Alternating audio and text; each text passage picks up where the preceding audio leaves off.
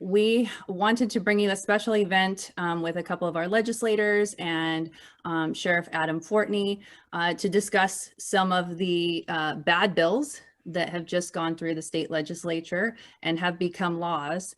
And everybody's kind of wondering what happened and what can we do? So we wanted to bring you this event tonight to share with you what happened, the process, the legislative process, and then what that looks like for law enforcement. And then what can we as citizens, what can we do to help our legislators? What can we do to help our law enforcement across Washington state? So I am grateful tonight to be joined by Representative Jim Walsh in the 19th District in Aberdeen, and also Representative Brad Klippert in the 8th District over in Kennewick.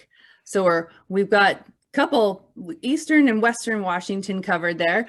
Brad is also a Benton County Sheriff's deputy, so he sees both the legislative and the law enforcement end of these bills. And then of course we've got Sheriff Adam Fortney, who's kind of our hometown hero in Snohomish County. Adam is my sheriff, and I'm grateful for the stand that Adam has taken and here in Snohomish County, and been such a great example, and also really appreciate, Adam, all of the information that you have put forward for the community about these laws. So I thank you all. I know that you all have very busy lives.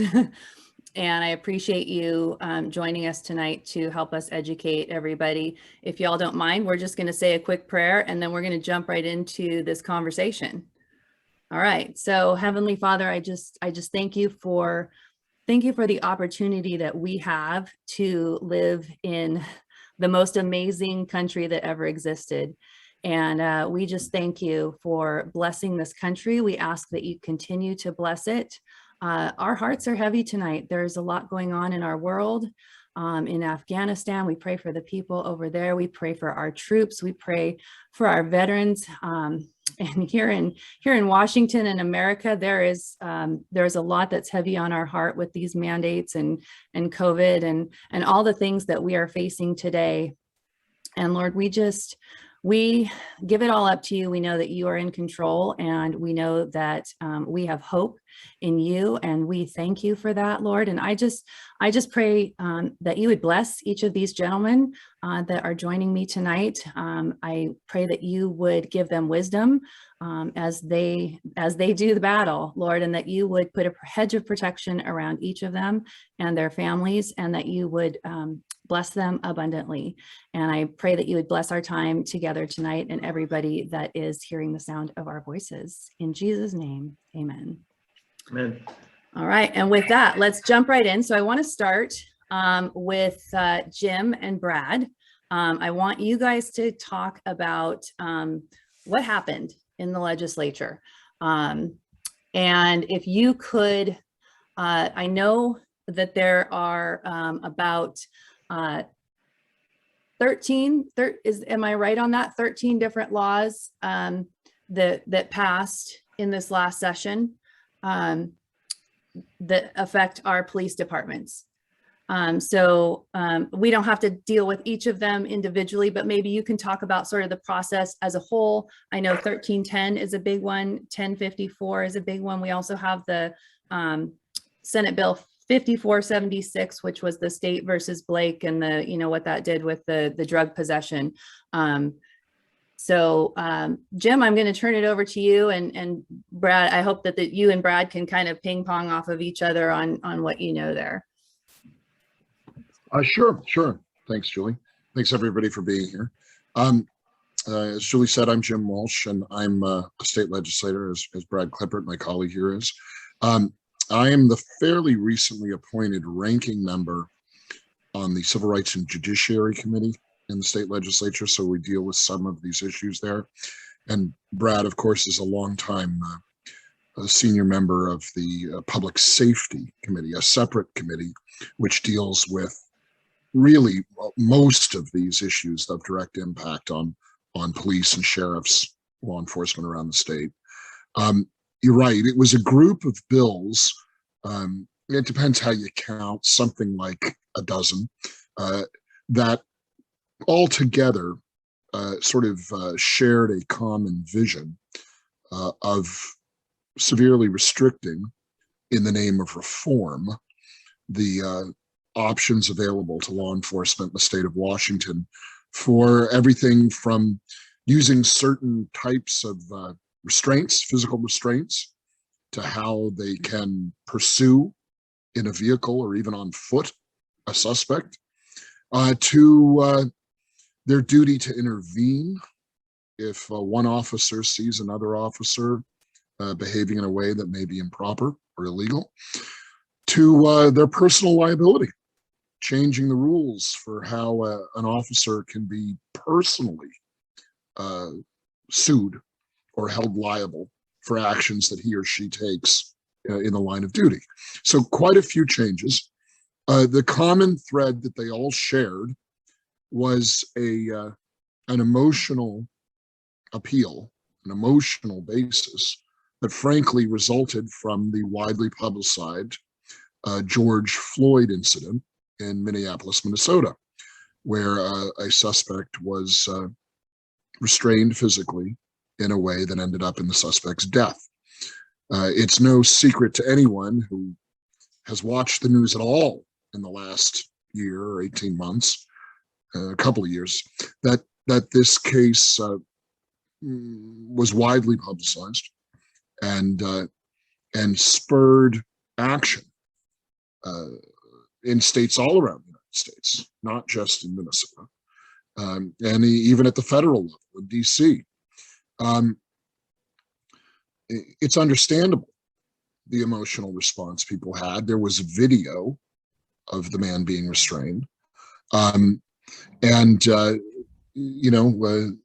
It's no surprise that a number of lawmakers would lead with their heart, not their head, in response to that sad incident.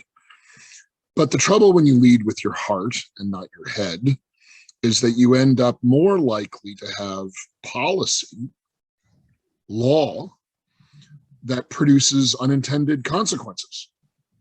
And that's what we're paying for very severely right now in Washington. We're getting it in the teeth that there are unintended consequences of these several bills that were drafted in the wake of the George Floyd episode.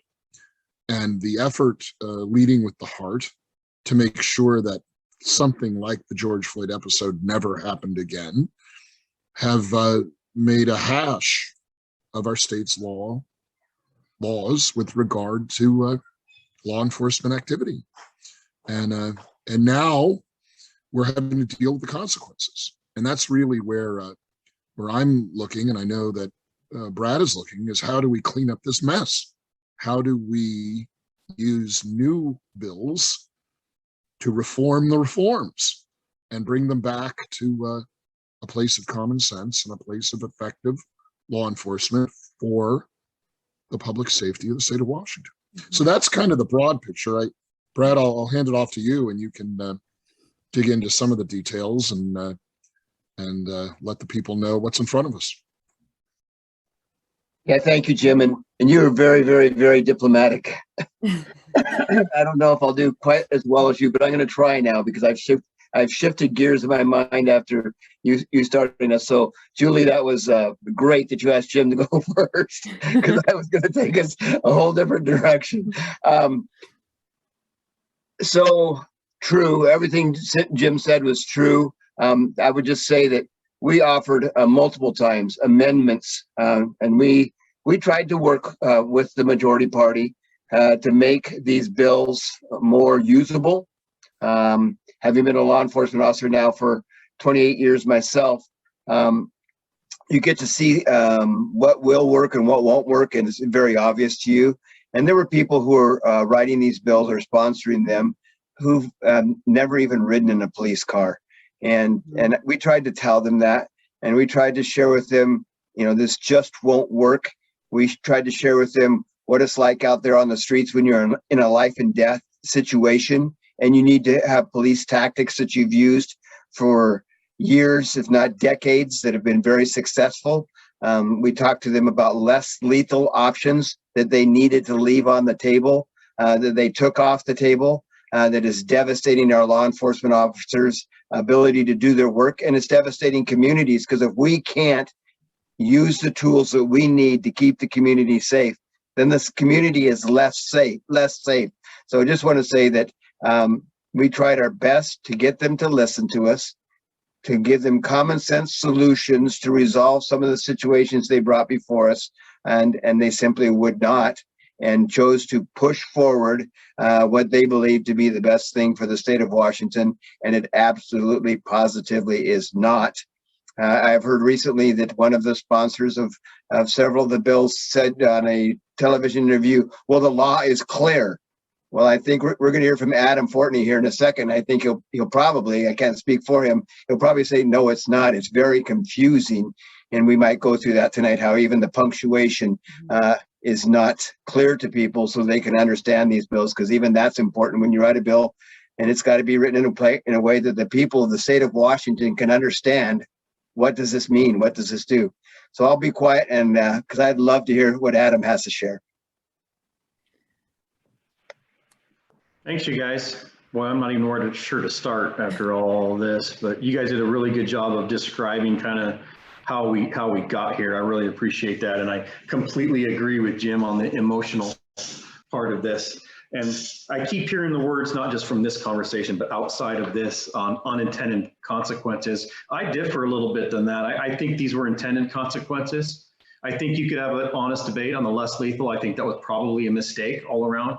They didn't mean to ban less lethal, and I can go into that if we need to. But we were there, you know, we did lobbying behind the scenes, mainly through WASPIC, the Washington Association of Sheriffs and Police Chiefs. And you guys did your due diligence down there. You did a good job. And the reports back to me from Olympia were, yeah, we hear you, you know, law enforcement.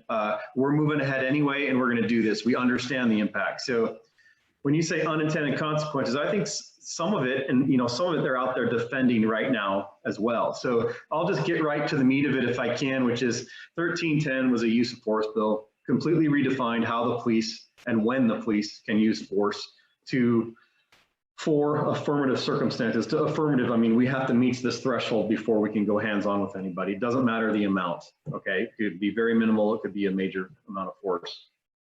So to make an arrest or effect an arrest. Now in the law, this is where some of the confusion comes in. No one knows what the difference between make an arrest and effect an arrest means, but it's two different bullet points in the law. That might seem like a small thing, but when you're tasked with trying to figure out what they meant, interpret all this legislation, those little things get really important. So no one knows what the legislature meant by that. The other time we can use force is imminent bodily injury. I describe that as we can still defend ourselves, we can still defend other people. That's fine, that seems reasonable to me. And then escape. If someone's trying to escape, you can use force. But what I caution people when I use that, when I talk about that, is don't get hung up. It's a legal term in our RCW, the word escape. It is not someone running away from the police. We are still now severely restricted on what we can do depending on the circumstances with that.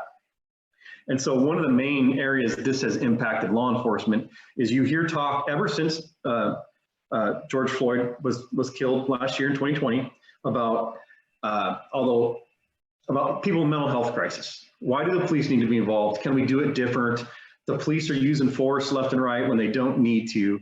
I actually think, and you know, Julie, you asked me about the community impacts. This is one of the community impacts when it comes to people that are in a mental health crisis. Prior to this legislation, law enforcement could use a reasonable amount of force that was necessary to help that person get into the hospital that day if we deemed they needed help, or a medical professional deemed they needed help. Now, 99.9% of the time, that means we're already de-escalating. We always have, we always will. We're really good at talking to people and getting them to go. But yeah, every now and then we might have to take an arm of somebody, a very minimal amount of force. The one legislature, Representative Johnson, is correct. The law is clear. We can no longer do that in a person in a mental health crisis. And I'm not being a law enforcement here sitting advocating that we don't want to use force, but in some cases, it is the right thing to do. It's the humane thing to do to get that person help. So one of the big debates that's out there is that the police are just refusing to go to calls now because of this. No, our situation at Snohomish County is we're responding and assessing. We will still go to calls. I think we're obligated to the community, but boy, our world has changed once we get there. If I can give one brief example, it's a real example that happened in our South Precinct, and it was a mental health call. The family called into an adult son that was in crisis. We get there, an aid car gets there, which is very typical. He's gone. We search the neighborhood. He's located laying down in the bed of someone else's pickup truck. So kind of a weird situation. Right now, we don't have a whole lot other than we want to get him help. So we talked to him. Police and medical professionals have surrounded this pickup truck in a neighborhood. And we determined that there's enough here that we can commit this person. He needs to get help at the hospital.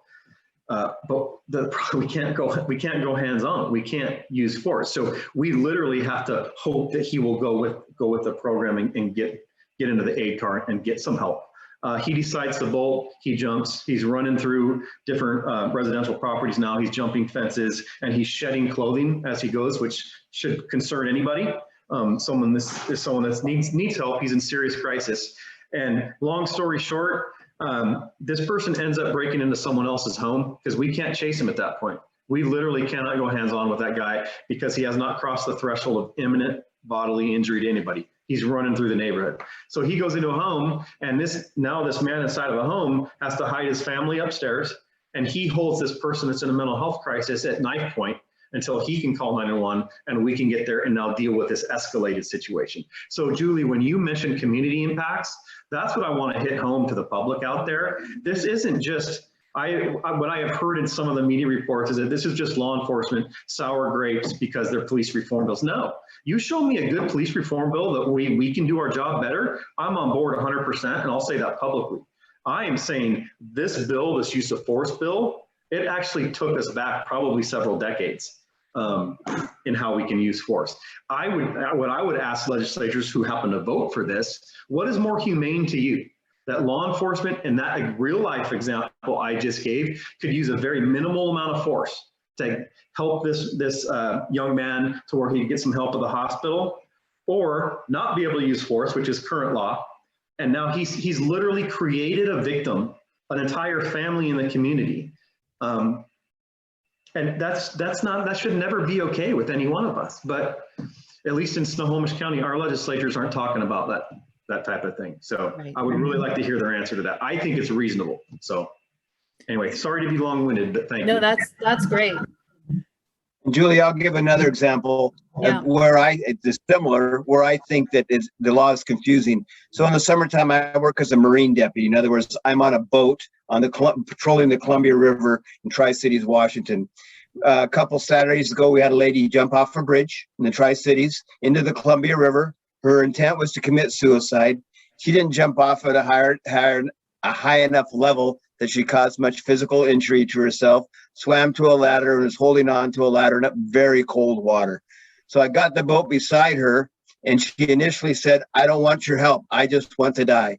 And the other deputy who was helping me says, "She says she doesn't want our help, so we can't help her." And I didn't want to argue with him on the boat or in front of her because of the confusing nature of this law now. But it all worked out. We were able to save her, but I almost yelled at him, "Get her in the boat. She is a danger to herself. We are going to save this woman. We're not going to drive away from her just because of the way a law was written so stupidly and so not understandable to the common law enforcement officers." So I have already talked to staff. We have legislation prepared so that we're hoping that the majority party, both the House and Senate leaders, will call a special session and we can get this stuff fixed. We can get it done in 24 hours, get it through committees in the House and the Senate off each floor and to the governor within 24 hours to get this fixed so that we can better serve our communities. We have the new laws written and we're ready to go. I just hope that the majority leaders will call that special session so we can do that very thing. Now you guys have a real good pulse on the legislature and the vibe of the legislature. What's the likelihood of that happening? Well, Brad's right. We have the reforms to the reforms already drafted. Mm-hmm.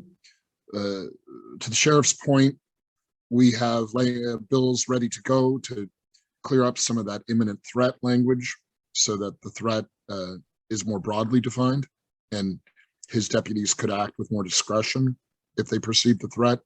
We have reforms ready to go to change some of the pursuit language, which under these new laws requires a probable cause standard. The traditional standard was a reasonable suspicion standard.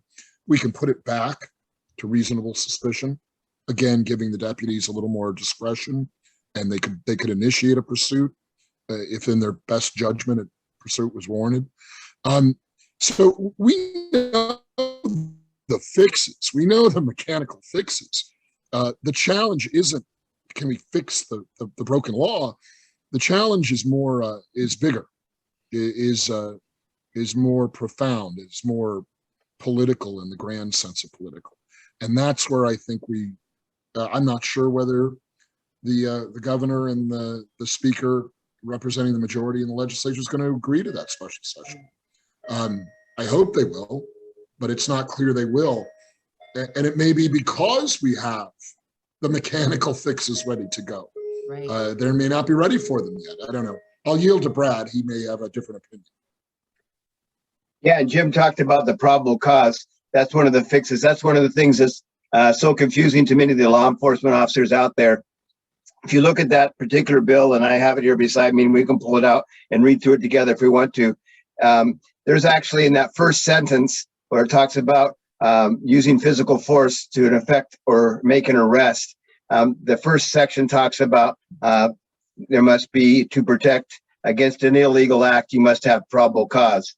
And then there's a semicolon and it talks about to make an arrest. So we could break that down in the punctuation there, what that means, what I believe it means, but it's written in such a confusing manner that we need to fix that so that law enforcement officers know that that law is currently written in a way that you do not have, it says you can use physical force because of the separations by the semicolons of 3 separate thoughts in there to effect an arrest. And so the probable cause thing is something we need to get fixed. And it's very interesting. My local law enforcement police chief from the city I live in called me and said, I've talked to the attorney general. And he says, oh, by the way, no one, and the only people who can ask are prosecuting attorneys or legislators, have asked me, the Washington State Attorney General, for my opinion on what the legislature meant when they wrote this. So I have an opinion letter request all ready to go to the Attorney General also, so we can ask the Attorney General's opinion. What do you think the legislature meant? Do you really think they meant this or that? Can we use force to save that lady who jumped off her bridge, who's now hanging onto a ladder? So yeah, we're ready to go. We just hope that the majority party will work with us for the best interest of public safety in our communities. Well, and I think as I hear you, Brad, and you, Adam, talking about some of these different situations, kind of the mental health side of it, and as a lot of people know, my family has had encounters with law enforcement for mental health reasons with our children, and we are very grateful for that. And every law enforcement officer I know just has a heart for people and loves people and wants to serve people. And so I imagine that really is hard to reconcile when you're out there trying to help people and the law basically says you can't help them. I imagine that's a really challenging, to say the least, place to be as a law enforcement officer. So we're kind of talking about House Bill 1310 as far as the use of force. And there's also the House Bill 1054, which is on the tactics. Adam, do you want to kind of talk about how 1054 affects your officers and hence the community? Yeah, if I'm talking about the tactics bill, it's probably going to be pursuits, and they banned military equipment. And the military equipment that is defined in this legislation, most of it I've never even seen used law enforcement. I actually, when I first read it, kind of got a chuckle out of it, that the legislators who wrote this, if they wrote this stuff themselves, is is the stuff they come up with. They've clearly, like Brad already said, has definitely not been in a patrol car. Like armed helicopters and things like that are now banned. Well, I would never be for that as a civilian law enforcement anyway. So it's outrageous things. One of the things they do, and I think it might be fair to say this was an unintended consequence, is they banned 50 caliber rifles. It's a very large rifle round. Military uses them. I have personally never seen them used in law enforcement. I'm not saying there couldn't be a rifle out there or two somewhere. I have never seen that. But when they did that, they took off the shelf our delivery systems for less lethal applications. So less lethal, beanbag rounds, sponge rounds, things like that. Things that deliver tear gas in a barricaded situation, so a human being doesn't need to go up to a window. We can use it to break windows and things like that. It's typically called a 37 millimeter or the 12 gauge shotgun. Technically speaking, those are above a 50 caliber. So to the best of my knowledge, everyone across the state of Washington has now put those in storage shelves. And then there's other part of legislation that said we're actually mandated to consider and equip our officers with less lethal options. So you talk about either confusion or direct contradiction. That's what we're trying to work through. Now, do I think the legislature meant to ban less lethal? No. But how can I put, when it's pretty clear in the law that it did, it's black and white, I can't put my officers out there on the street, especially when, consider the context of what we're talking about tonight, police accountability. The perception on the street, whether it's real or perceived, this is the perception. No one wants to be the test case for the state of Washington right now on either decertification or criminal charges. We're just trying to show up and do our jobs, do the best we can. I agree with you, Julie. The cops I know have great hearts about them. They try to do the right thing at the right time for the right reasons. No one wants to make a mistake. And I would say what we want when police officers respond to calls, we want confident cops that understand the rules. We don't want confusion. We don't want cops that are second guessing both for their own safety and the safety of the community. And that's what some of this has created. The pursuit stuff is just, it's in the tactics portion of the bill. It's severely limited to violent crimes. That sounds kind of okay on its face, but it's again, as same as escape, it's defined in RCW and it's only the worst of the worst. And they, like Jim already said, they raised the threshold from reasonable suspicion to probable cause. I'll just explain that really quick. Reasonable suspicion is a lower threshold than probable cause. If it's 2 a.m. and your local convenience store gets robbed and the clerk calls in a 911 and says a black truck just left it, and a deputy or officer gets behind a black truck that's driving like crazy, that is reasonable suspicion to think that that guy just committed the robbery, okay? You are not at the probable cause threshold yet.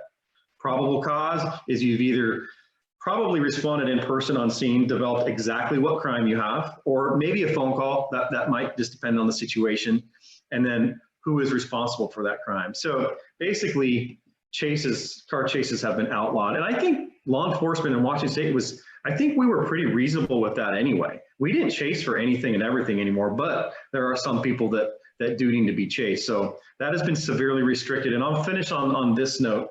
I never quite understood, it says right in the introduction of each of these bills that they're trying to address the George Floyd situation, address discriminatory policing, racism in policing and things like that. What on earth do car chases have to do with any of that?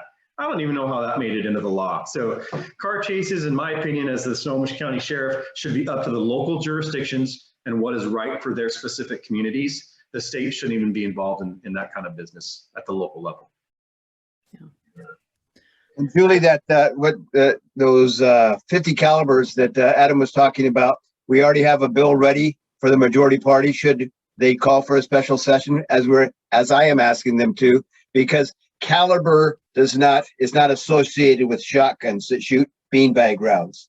Caliber is not associated with launchers that launch less lethal weapons. So we have a bill ready that specifies no rifle larger than 50 caliber, because caliber does talk about rifles and or pistols. I don't know of a 50 caliber pistol out there. That would be some really nasty recoil on that pistol. Anyway, so we've got the amendment or the bill ready so that we can clarify what the legislature meant was nothing larger than a 50 caliber rifle, period. That's it. Leave all the other weapons out so that you can use your shotgun, your 12-gauge shotgun for being bang grounds, or your launcher to launch less lethal weapons. So we're ready. We just ask that the majority party join us, call a special session. We'll get this fixed and we can better serve our communities and keep them safer.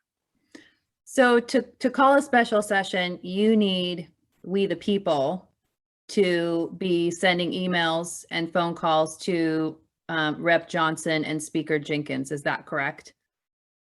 Yeah, there are a couple of ways to call a special session. Okay. The most conventional way is that the governor can do it basically at his whim. And he doesn't need much more than to just say it so. So people could contact the governor's office and could request or demand that the governor call a special session of the legislature to address these issues. There's another way that we can have a special session in Olympia without the governor. We can call ourselves into special session, the legislators. That requires a supermajority. It's sort of a parliamentary procedure type thing. We have to pass a resolution right away, supported by 2/3 of the members, that calls ourselves into special session. And we don't need the governor to do that. They're both difficult, especially in the current environment. There's so much going on, and the governor is focused, frankly, on other things. Right. Public safety and law enforcement issues don't seem to be a priority to the current governor. And the 2/3 supermajority requires a bipartisan agreement to get that initial resolution passed, to get it started. And at current, there are some discussions going on about that, but it's a very high threshold there, the 2/3 agreement. I think there are some political considerations in all of this too, of course, as there always are. I think that Speaker Lori Jenkins in Olympia and several of the legislators, particularly Representative Jesse Johnson, who we mentioned once or twice, who was the author of several of these bills that we're discussing, they may be trying to figure out how they can control the damage caused by these bills themselves. They may be working on a strategy wherein the authors of these bad bills may try to run the corrective measures to their own bad bills. So that's a reason that getting the special session going right now, which I agree with Brad and most of the people on our side of the aisle, is something we should be doing. We should have that special session right now. It may be difficult to get that bipartisan buy-in because they're working on their game plan for doing damage control and for trying to basically take some of the ideas we're talking about and incorporating them into new bills themselves. So they may want to stall for some time to fix the problems they've made. The trouble with that is every day they stall for time while they're figuring out how to fix the mess they made is another day that, Adam Fortney and a bunch of other law enforcement officers have to live with the bad policy that's in place. So these are the tensions that are at work in Olympia right now about getting the fix done as soon as possible. I believe the fixes will be made, but there's going to be some political tug of war along the way. And Julie, see how Jim is so diplomatic there? I mean, I just love this guy. He's so good at that. And I stink at it. I say, let's leave the politics behind. Let's contact the Speaker of the House. Let's contact the Senate Majority Leader. Tell them, that's what I'm asking the citizens of Washington State to do. Contact the Speaker of the House, contact the Senate Majority Leader, and tell them we need to get this fixed. Leave politics out of it. Let's do what's good for the citizens of Washington State. Let's do what's good for public safety. Forget about the politics, and let's don't care about who gets the credit for it. Let's just get this fixed in interest of public safety. Hey, Julie, real quick on the special session. Jim explained it really well. Just this afternoon, the Washington State Sheriff's Association, so the association represents all 39 elected sheriffs in the state of Washington. They just sent a letter to the governor requesting a special session as well. And if I can't tell you I've only been in office 18 months, but I've been a little bit involved with the association. To get 39 elected sheriffs to agree on anything is saying something. So we are trying on our end as law enforcement as well, just like we're going to be, I think talking about community involvement shortly here as well. Yeah. And this is kind of a segue, but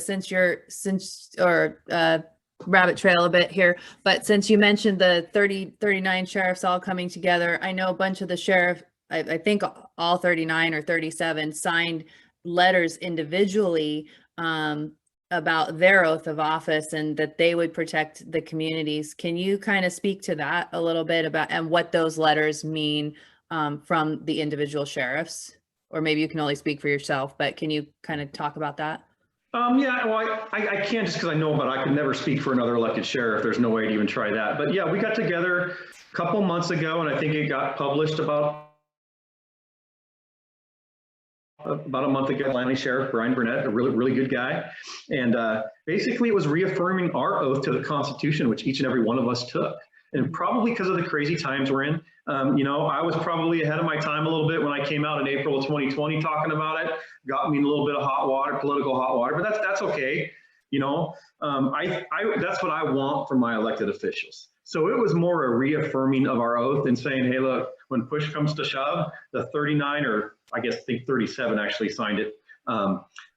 Elected sheriffs, we're going to stand by our oath to the Constitution, period, end of story. So yes, my name was on it as well, and I completely support that. And I have no idea how that could ever be controversial, supporting our oath to the Constitution, but it seems to be these days. Well, and I think that's another case of why it's so important to keep our sheriffs as elected officials rather than appointed by government officials.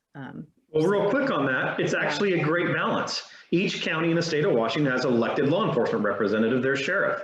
If he's doing a crappy job, they vote him out in 4 years. That's okay. That's our process. Every police chief in the state of Washington is appointed by some type of city government. It could be the council, it could be the mayor, something like that. I think it's a great balance for King County to get rid of their elected sheriff and now have their sheriff appointed by more politicians and more bureaucrats. Why would any Constitution-loving citizen ever want that to happen? I think the elected sheriff is a fantastic way to go, and is balanced by the appointed police chiefs across the state. And may I take this opportunity, Julie, just to thank each and every one of those sheriffs for taking that stand. Yes. And Adam is exactly correct. What greater thing could they do than to simply reaffirm their commitment to the United States and the Washington State Constitution? And we as elected officials, each and every one of us swear to uphold the Constitution. So thank you, sheriffs, for doing that. I greatly, greatly appreciate your recommitting yourself to the entire public of Washington State that we are committed to the Constitution of the United States and the Constitution of the state of Washington. Yeah. Yep. It's the highest form of law.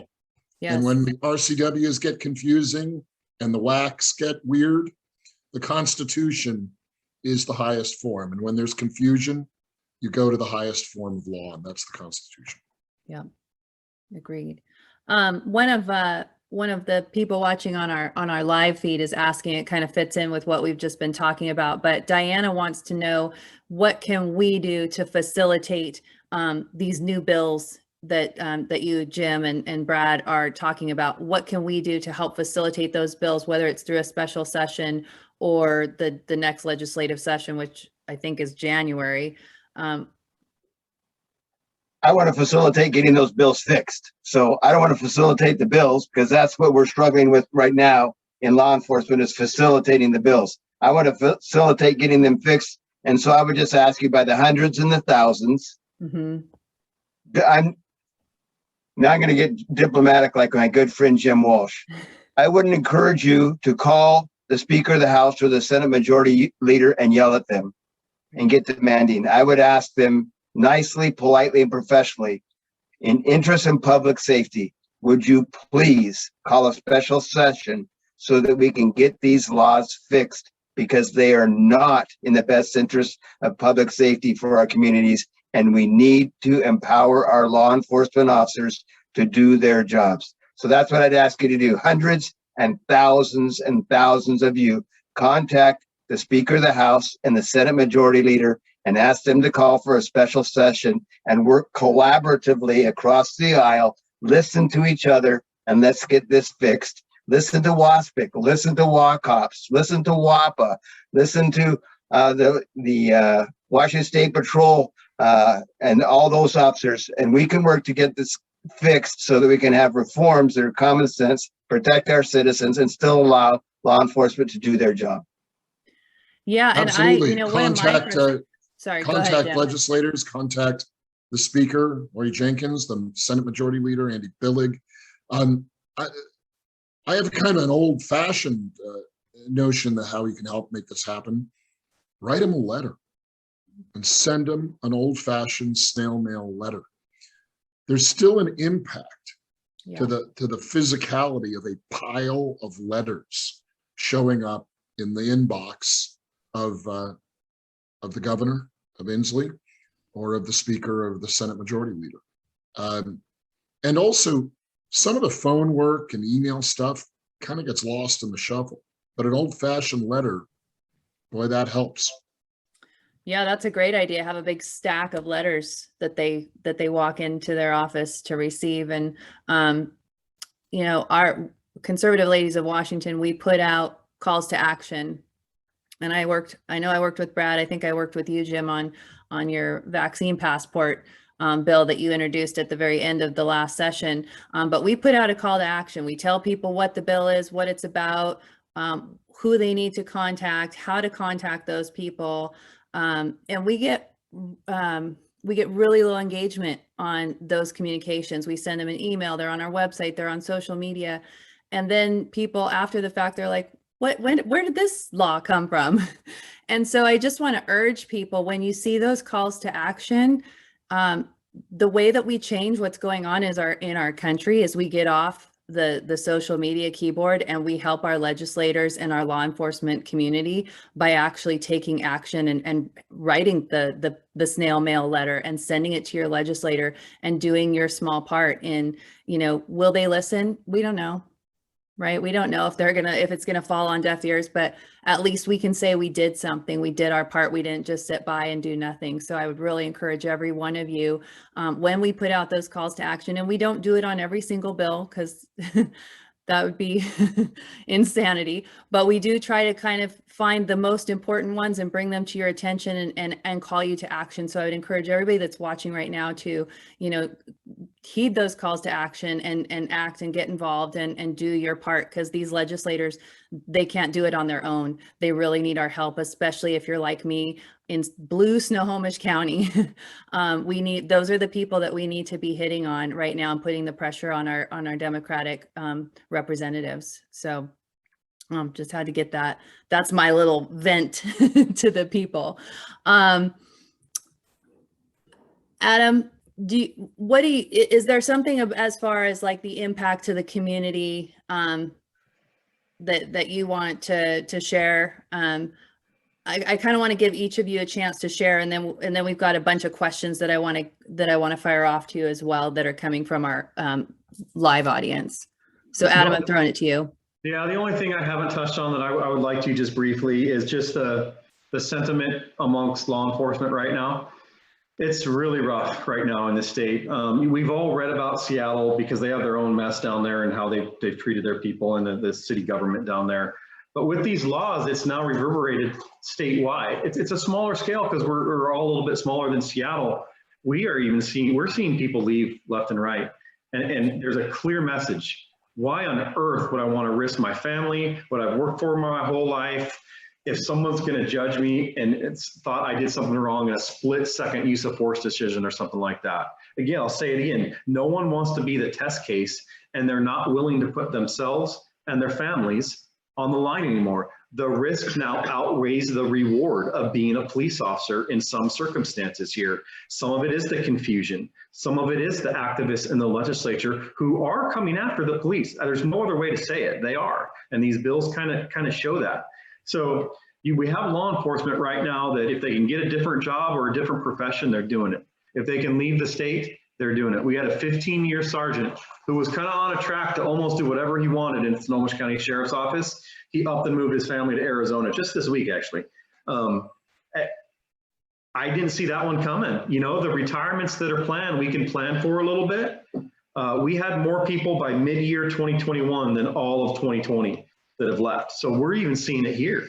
So that's the part I worry about, and I worry about the hesitation on the part of the police. When prior to these laws, I don't think there would have been hesitation. They can act. Listen, I'm not against accountability. There's a lot of accountability in police work these days. Policy manuals are this thick anymore. It's constant accountability. I'm okay with that. But if you're doing the right thing at the right time for the right reasons, people are worried that the activist community will get a hold of it, publicly shame these officers. Who on earth wants to go through all that for a profession? So that's where the risk is outweighing the reward, or at least it's starting to. So, and that's the perception that these bills have. That's part of the decertification bill that's in there. People are really worried about that. So that's the only thing that I would add. It's tough out in law enforcement right now. And you're going to get some questions, so you'll probably have more to add soon. Jim and Brad, do either of you have anything you want to throw in before we go to some questions? No, Well, I'm ready. Let's go. Let's take on the questions. I just wanted to add that one subject we've not touched on yet and probably should is domestic violence situations. Oh, yeah. We talked a little bit about where there's the mental health nexus with law enforcement, but what I've heard the sheriffs and police chiefs in my district, and I'm in Southwest Washington, they're concerned about how some of these new policies restrain their ability to get in and defuse a domestic violence situation. And I mean, some of the laying hand stuff is really bad in those situations where sometimes the responding officer has to literally separate fighting family members, and usually have a pretty good sense of how to do that without making the situation any worse. But and I don't think these recently passed laws anticipated the restrictions they put on officers to break up a family argument and get it de-escalated before it turns worse. And that's an issue I've been hearing a lot in my neck of the woods about, and it's something that we've got to give that discretion back to that responding officer, so they can separate family members who are fighting with each other and probably regret what they're doing, the family members. Yeah. And all it takes is a little bit of a nudge, and they come back to their senses. And right now, we've made a mess out of that kind of response, and that's bad stuff. Jim is exactly correct. And so I thank you, Jim, for bringing that up. Another thing I hope we get to in the question is the State v. Blake decision, the horrible decision made by 5 out of the 9 Supreme Court justices in Washington State, saying that very, very, very dangerous drugs are now legal to possess in Washington State. It's horrific. So hopefully we'll get to that in our question. Well, let's go right now. Talk about it. Tell us. Well, in the State v. Blake decision, the one thing that I want everyone to know that was not a unanimous decision.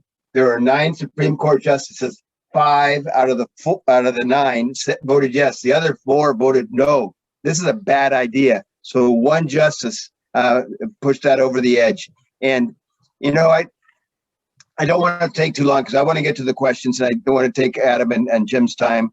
But I have over and over again in my law enforcement career, I have heard people say, especially in drug court, if it wasn't for the intervention of law enforcement and drug courts holding me accountable for my actions, I would be dead right now. And so it was a horrific, horrible decision made by the Washington State Supreme Court. And the crime rate is going up, suicides are going up, overdoses are going up, family breaking up is going up. It's having a horrific effect on our society, and it must be addressed. And so, yeah. Well, Brad, I'm going to throw the first question to you. Somebody's asking, Brad, can you add clarity to something you said earlier? There's confusion on whether you are introducing new bills to counter the ones that just passed, or are you talking about getting rid of the new ones that just passed? So when we sponsor a bill, we would be sponsoring a bill to change the language. So the language is more understandable and more usable by law enforcement. So it'd be a new bill to fix a bad decision that was made last session by the majority party. Because Jim can correct me if I'm wrong, but my understanding and my recollection is by far the majority of all Republicans, all those members of the minority party voted no on these bills and encouraged their members across the aisle to do the same. And so, yeah, so if we go to a special session, we're going to submit a bill to change what happened last session. It would be a brand new bill to change the language in the law. Yeah, once a bill becomes law, it kind of becomes part of the ocean of the law. So you can't really go back in and grab that specific bill back. It's in the ocean. So what you need to do at this point is make a new bill that clears up the ocean a little bit. Some of these bills we talked about, 1310, 1054, we use these numbers to track these pieces of legislation, but once they're passed into law and signed by the governor, 1054 ceases to be 1054. What it is now is it's a bunch of sections of the revised Code of Washington, the RCW. So there's nothing left of that specific bill, but we can go into the RCW and surgically repair the sections of state law that bill messed up. And that's what Brad and I are talking about doing. New bills that go into the body of the law, the ocean of the law, and try to clean up the specific lines, sections, subsections that these bad bills tried to reform, but ended up in a number of cases making worse. Yeah. And just to clarify, you all have those new bills ready to go. You are ready. Yes. Correct. Yes. Okay. And we circulate them. I mean, Brad's seen some of my drafts. I've seen some of Brad's. We send them to our colleagues on our side and across the aisle. We send them to groups that Adam mentioned, like WASPIC and WASA to review and give us feedback on. So work is what's going on right now.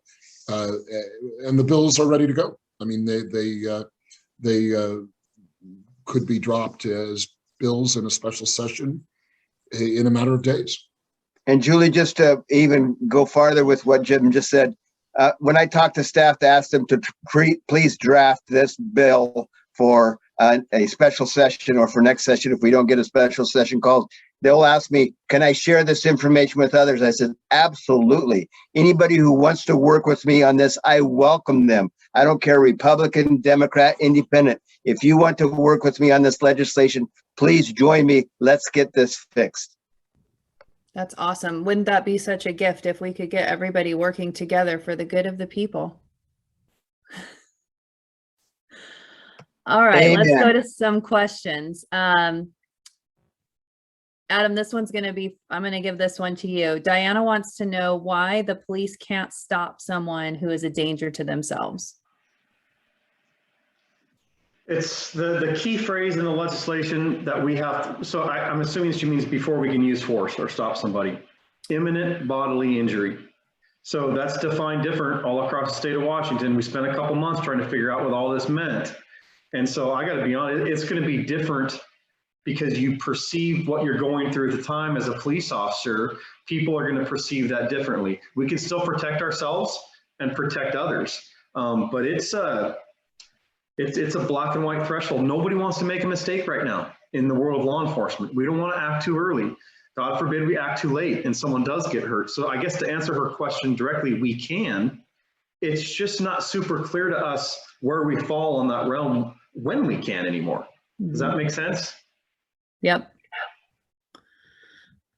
Yeah, and I know that, you know, after what we've seen with, you know, the George Floyd thing and then the situation down in Tacoma that landed 3 officers in jail. I mean, I think that everybody's just walking on eggshells right now and nobody wants to make a mistake. So I can see how that would be really Well, and it's all about the use of force is what that part's about. Yeah. And the legislation also says that we have all these things that we have to consider now.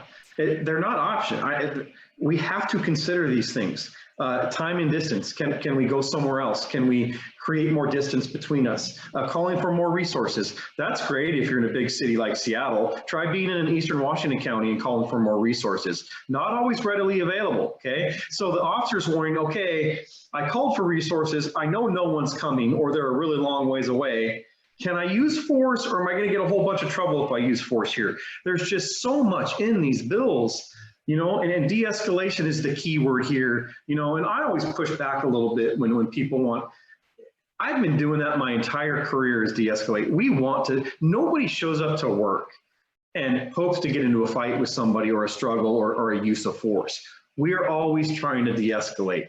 It's just this legislation has muddied the waters about when we can take appropriate action. Mm-hmm. Thank you. Kim wonders if the biggest worry is that people will start policing their own community because police can't help. Who wants We're it? already seeing some of that happening. There was an episode where a fella was in his pickup truck and another fella was trying to steal the catalytic converter from under the pickup truck. And the first fellow who owned the pickup truck shot the second fellow who was trying to steal the catalytic converter. That is, just as these efforts to restrict the non-lethal use of force may end up encouraging more lethal use of force, which is a possible bad outcome of these bad laws. The idea that they may encourage vigilante responses is absolutely real. And it may be that we see an increase in kids getting shot if they're casing a car to break into. Someone who's mentally ill gets into the wrong apartment and the owner of the apartment shoots them dead. I mean, there is no question that people taking the law into their own hands is a frightening proposition resulting from this 1054 and 1310 and the other bills. And again, it was a matter of the drafters of the bills just not knowing what they were doing, and these bad reactions being predictable to people who know what they're talking about, and unforeseen to people who were just acting emotionally and drafting legislation to get headlines. And Julie, Adam can correct me if he thinks I'm wrong. I would love to hear his opinion, but I think there's a lot of citizens in Washington State. I think there's a lot of citizens in the United States that are seeing their personal liberties being taken away from them. They're being stripped of their right to protect themselves, to protect their property. They're seeing the Constitution ignored by the majority party in both Washington State and in our federal government, and they've had enough.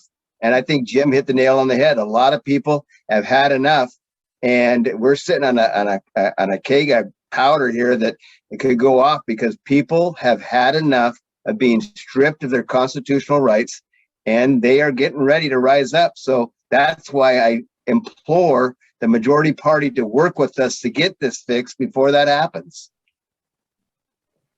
Yeah, you're absolutely right. Go ahead, Adam. I read that or heard that as two different things. The outrage about constitutional rights or the perception that some are being taken away.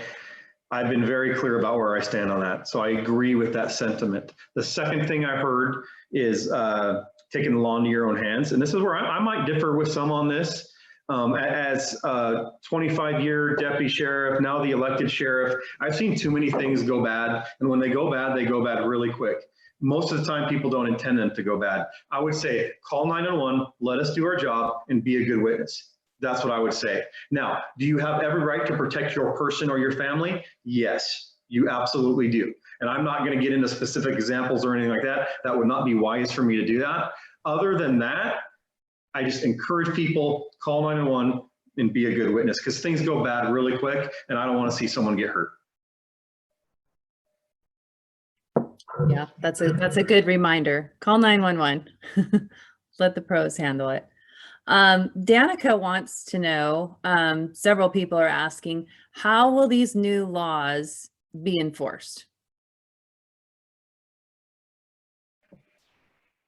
You want me to take that? Sure. Well, we have to. I mean, like it or not, they went through we just talked about constitutional rights, right? They went through our constitutional process. Now it was virtual, which I don't really like. I think it should be in person, but I can't change that. But, you know, these laws were debated, people lobbied on both sides, and our elected representatives voted for them. So the way I see it as the local sheriff is, yes, there's some confusion there. We've already discussed that a lot. We don't have a choice. We have to put this in effect. We have to protect our people that work for us. There's already confusion out there. There's already worry out there. There's probably a little bit of hesitation out there right now. All we can do is give them the clearest advice, the clearest interpretation that we can. And on that interpretation note, you know, we had roughly 60 days to figure out all this legislation. You know, some goes into effect later in the next year. But we had a lot we had to deal with right then and here that changed the way we do business. They gave the AG 1 full year to figure out one model use of force policy. So that just shows you how complicated this stuff can get. He gets to study the issue for a year. We got to not just study it, train our people, and then implement it in 60 days. Wow. So let me ask, I'm wondering if this is maybe kind of a what she was getting at. So let's take Brad's example of the gal who jumped off the bridge, and let's say that she hadn't willingly gotten into the boat, and you forcefully put her in the boat. In theory, she could, bring a lawsuit, or what would that look like as far as holding you accountable because you broke the use of force law? I'll be super quick, but in my world, I'm grabbing on her every single time. I'm not even going to think twice about it. She's getting in the boat, whether she likes to or not, because she just jumped off a bridge. If that's not imminent bodily injury, then I don't know what is. Right. So I'm willing to take that risk on that one. But you know what Brad said about his conversation with the deputy on scene, I'm telling you, it's real out there. That's why when we say these things are confusing and people aren't sure, we all want to do the right things, but this legislation has made that incredibly difficult. Thank you, Adam. Well stated.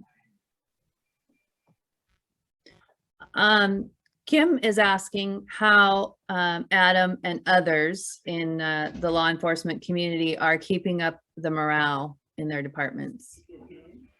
I love this question because one of the reasons I ran in 2019 was morale. I won't go down that rabbit hole with you guys here. That's not why we're here, but I've taken it near and dear to my heart about police have it tough enough when they show up to work every day. So I've tried to do everything in my power to improve morale, but I can't be the judge of that. Only the people who work for me can.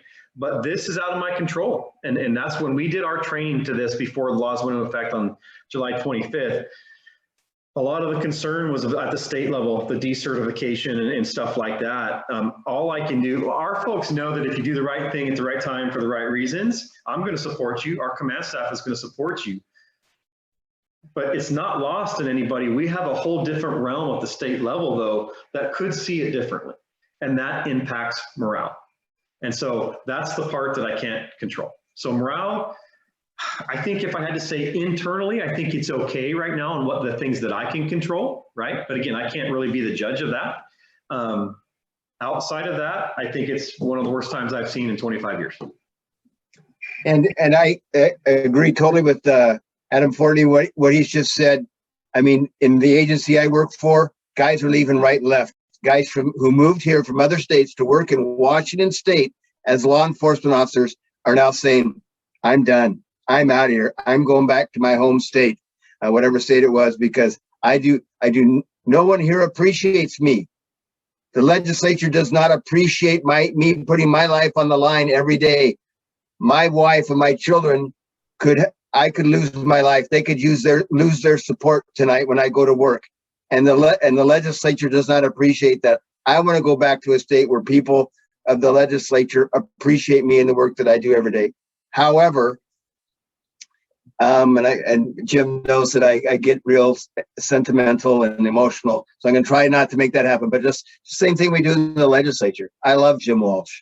I love working with that guy and my fellow legislators, and we work together in the interest of what's best for the people. The same is true of law enforcement.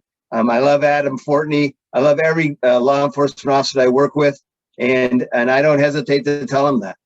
I love you, my friend, and we love each other. We support each other, and we're not afraid to tell. I tell the television cameras when they ask for an interview on water safety, we love the people we serve. And Adam said that earlier tonight. We love the communities we serve. We're not out there to make another arrest, to write another ticket. We're out there because we love the people and the communities we serve. And for me, that's what keeps my morale up. That's what keeps the morale up of my fellow law enforcement officers. I think everybody should take the chance to, I mean, if you see a police officer, a sheriff's deputy in the store, say hello, say thanks for what you're doing. Mm-hmm. Remind them that they have the support of the community behind them, even if they don't always have the support of elected politicians. Remind them that the people are behind them, and I think the people are behind them. And you know, public safety is one of the essential purposes of government. I mean, law enforcement is the reason governments exist, one of the key reasons. And the politics that's gotten into setting up policy in the state regarding public safety and law enforcement is the weird part. It's the aberration. Mm-hmm. The good service that police officers and sheriff's deputies do that's the norm. Right. What's gone on lately is the strange part. And I think we need to talk a little bit about this issue of certification. Adam's mentioned it a couple of times, and it's essential to anyone in law enforcement.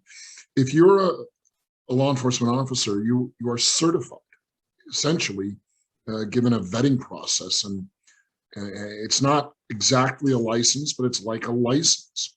And some of these laws, we're talking about this group of laws that we passed, have to do with the certification process, and more importantly, the decertification process, how a law enforcement officer can lose that certification. We don't talk about it a lot in public discussions because it's kind of inside baseball. You have to be in the industry to really appreciate the meaning of it. But what we've done, what some of these new laws have done, is they've made it a lot easier to get decertified. And that's something you carry with you wherever you go. You can't move to another state and avoid that.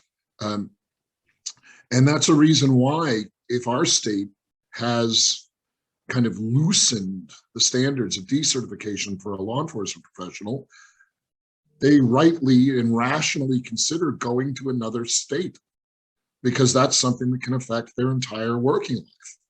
And if we make our standards for decertifying a law enforcement officer kind of vague and kind of low and kind of loosey-goosey, they're absolutely right to consider going to Arizona, or going to Idaho, or going to South Dakota, or going wherever they want to go, where the standards for such a response are clearly stated.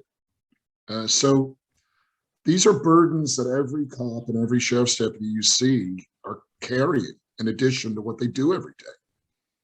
So say hello, say thanks.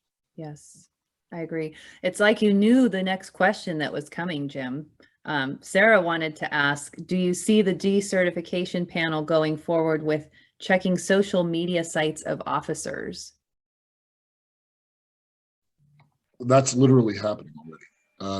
And some of this has to do with a very controversial issue.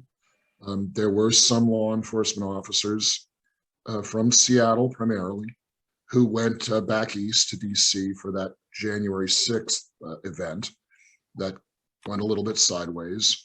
But the local department's response to that and the local prosecutors' responses to that are troubling to many. They're going way into these people's personal lives, including, as you note, their social media comments and postings, and trying to use that as a basis for decertifying and possibly for criminally prosecuting. You know, there's something to be said for that. We are in the new world, and your social media presence does say something about you. So we all need to be aware of that. But there are great concerns about delving into that element of a person's private life and then using it to affect their working life, their professional life. The courts are going to decide how far that can go, but the law does open the door to that. Adam, did you want to say something on that too? I think he explained it the best. I don't even know that I could add to it other than it just goes to the weight that these law enforcement officers are carrying. It's just one more thing they have to worry about. Now the state wants to peer into their social media accounts. And Jim's right. You got to be careful, especially as a police officer. I worked in the union for a lot of years and just not really so much at Snohomish County. We've never had too much of an issue with it, but nationwide cops get fired for social media stuff all the time. So you do have to be aware of it. But it is disconcerting that the state is now opening a whole nother realm that they didn't do before into, both, when we hire new folks and folks that have, I've been on 25 years, I got to sign that thing now and say, yeah, you can look into my social media. They're going to be bored as heck when they look at mine. So I'm not too worried about it. But, it's one more, I think, invasion into someone's privacy. It's just one more checkbox where someone might go, you know what? That's it. I don't want to do cop work in Washington State anymore. Yeah. Brad, did you have anything you wanted to add to that? I had my finger on my lips trying to be quiet, hoping you would pass me by.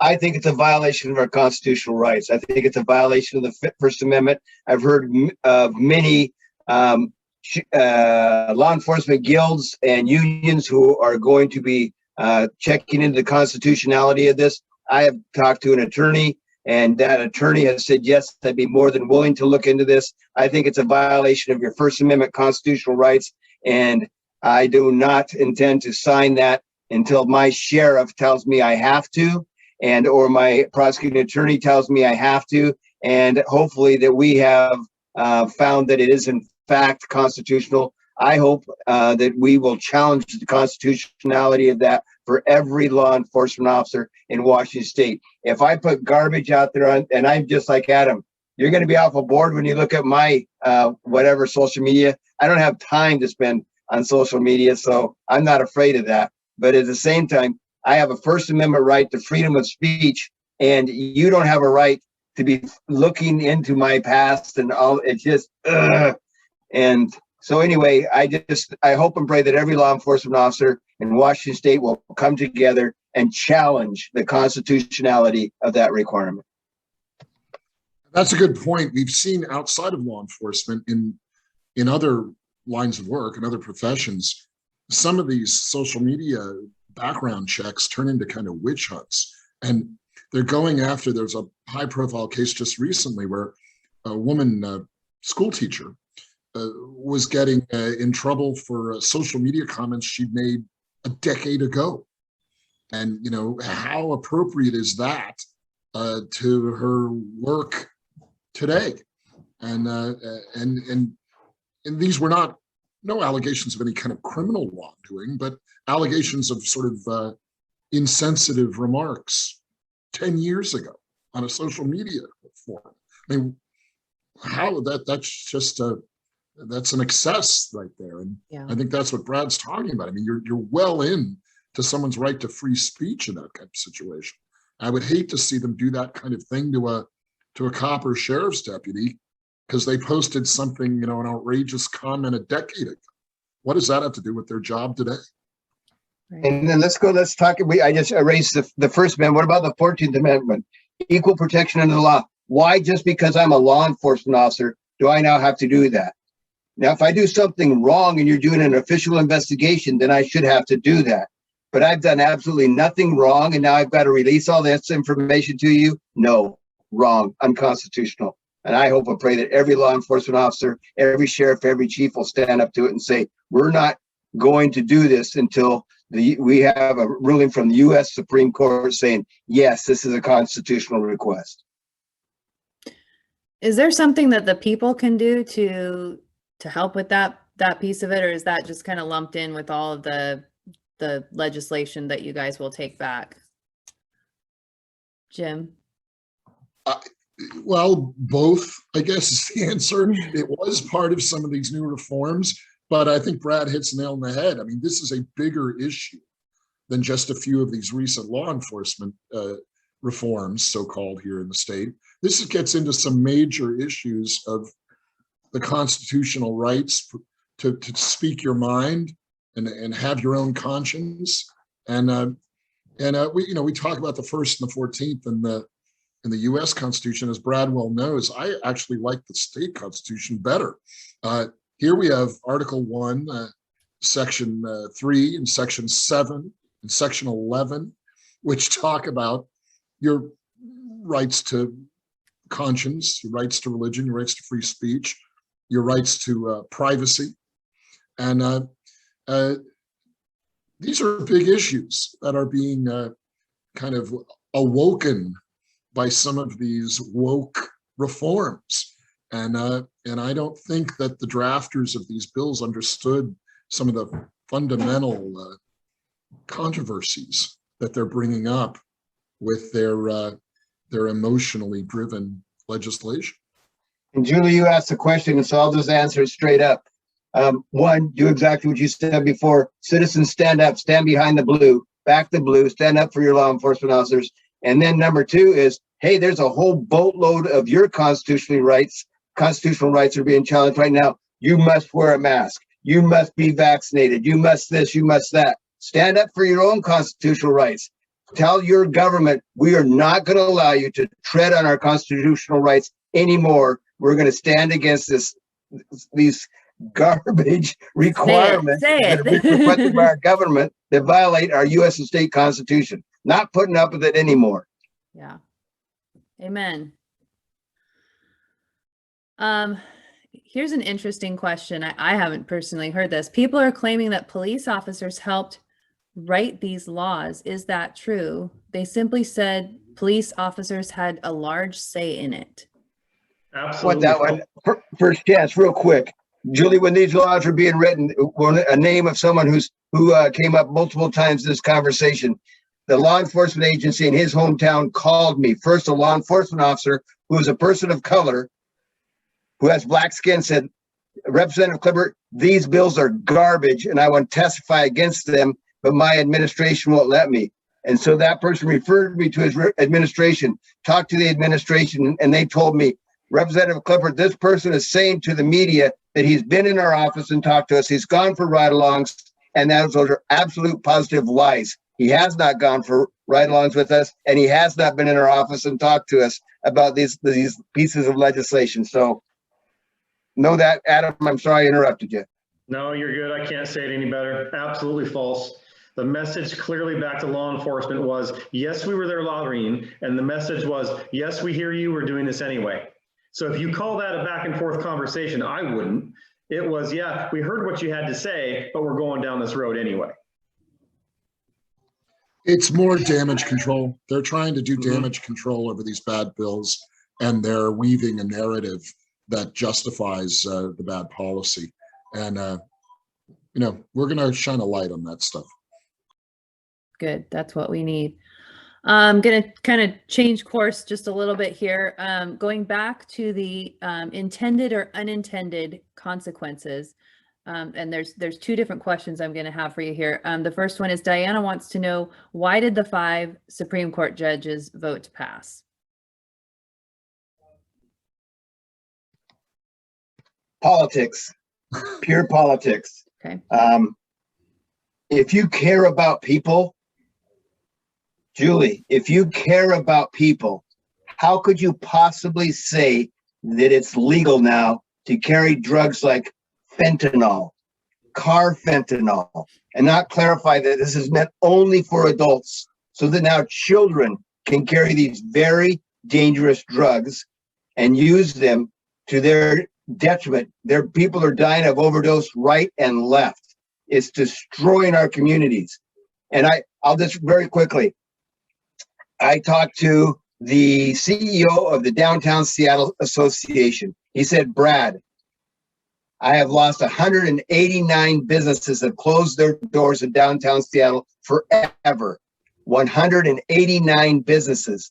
And I said, sir, if you could raise your magic wand and fix this, what would you do? He said, get the drug addicted, homeless people off our streets. And I said, can I quote you? He said, go to the highest mountain, the tallest building, and shout it. Get these drug addicted, homeless people off our streets.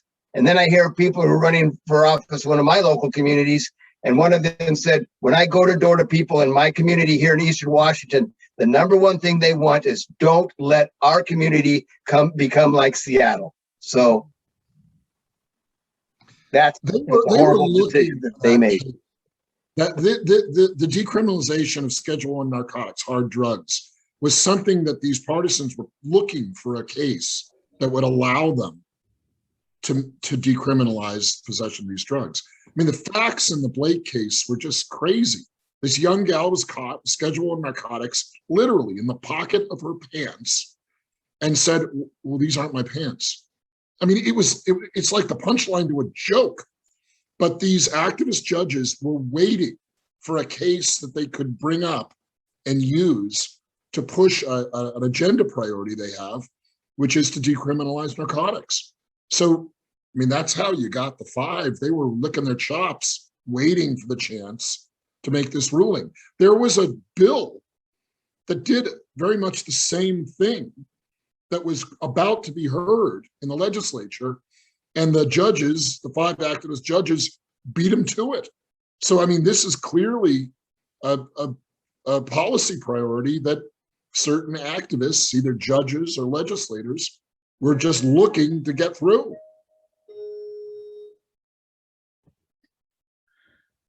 So the second part of this piece of it's coming from Debbie. She wants to know, what was the motivation for the intended consequences? What were they trying to achieve? Was it just virtue signaling, woke lawmaking? What's the agenda here?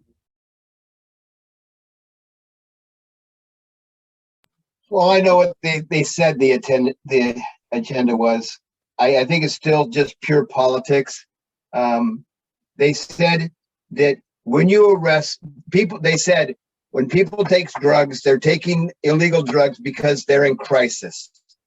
Now, if you arrest them for those illegal drugs, you're just causing them to now suffer another crisis in their life, and you're not making anything better for them. You're making things worse. And so I think that was one agenda that I heard from people. But let me say just one more time. I'll give you just 2 cases. One time I went to a domestic violence situation. I was with the male talking to him. My partner was with the female. She was the primary perpetrator. And so the male and I were just chatting. I said, well, tell me about yourself. I said, well, I used to go to this high school as a straight A student, star athlete, and this loving, wonderful family. I got involved, first of all, alcohol, then marijuana, then methamphetamine, and I was hooked. I alienated my family. I started failing all my classes. I dropped out of sports, and I did 2 years in prison. He said, Deputy Klippert, those 2 years in prison saved my life. And then there was a lady who testified, and Jim might remember this case, in Judiciary Committee this year. She testified and said, my husband's in prison right now. And he would tell you, I would not send my worst enemy to prison. But he would also be the first person to tell you, going to prison saved my life. So the interdiction that's done by law enforcement and the criminal justice system saves lives. So to say that we're causing them more trauma, that's going to, no. When we intervene, we save lives. I've heard it over and over and over again. And if you go to a drug court, you'll hear it all day long. Lives saved by interdiction, by law enforcement, and I can't even say it, criminal justice system. And 2, the bill that we ultimately passed, a state Senate bill that was in response to the Blake decision at the state Supreme Court, the Blake decision basically decriminalized all possession of Schedule I narcotics. So we ended up passing a kind of damage control bill that made possession of hard drugs, well, it made it sort of a crime again. It made it a misdemeanor, simple misdemeanor. But then it put this weird language on it that even the first 2 strikes, So the first 2 misdemeanor arrests for possession of hard drugs they're diverted. They can't get prosecuted. So it's only on your 3rd arrest for possession of Schedule 1 narcotics that you even face a misdemeanor. And one of the problems we have in the state is a lot of local county prosecutors, they don't make a priority of prosecuting misdemeanors, simple misdemeanors. So it's not clear that possession of heavy drugs, hard drugs, would ever be prosecuted under the current law. So this is one where we've got to put some more teeth back into the statute. And I believe it for the purposes of public safety. Mm-hmm. And so I imagine that's that's part of the whole package of bills that you guys have ready for a special session or the next session. That's all included in all of that. Yeah. Ready to go. Awesome. Well, gentlemen, it is a few minutes after 9 o'clock. I want to be respectful of your time, and I know we could probably just be here answering questions and talking about this garbage all night, but I do want to give you back to your families and your personal lives, and I thank you so much for your willingness to take your time this evening to speak to the people and help us get the word out and help people understand what exactly happened, what's going on, and what we can do about it. A number of people have been asking in the comments for the names of the bills and who to contact, and I will once we're done here, I will come in the comments, I'll put all that up, and I'll do a separate post too with all of the information so that you can contact the people that we've discussed tonight so that you can do your part in trying to get a special session. And I will also just give another little mention about Conservative Ladies of Washington. We have a Love the Blue campaign. We are always, it was a campaign we started over Memorial Day weekend. Our community raised over $4,300. Was it 43 or 53? And we just took that money, and our members all across Washington state blessed various law enforcement agencies and just gave them goodies and just let them know that we're behind you. So that is an ongoing campaign, and we pick one law enforcement agency a month to bless. And as more funds come in and the need is there, we will do more of that. We'll do whatever we can because we really want to do our part in helping the morale and just let our law enforcement community know that we're behind them 100%. So I thank you, each of you gentlemen, for joining us tonight, for taking the time. And I would just encourage everybody who's watching, whether live or the recorded version of this, all of these gentlemen could use your support. So please follow them on Facebook. If they're campaigning, donate. You don't have to be from their area. But those are all things that will be upcoming in the future. So those are ways that you can help keep these gentlemen fighting for us. So thank you for joining us. And thank you, gentlemen.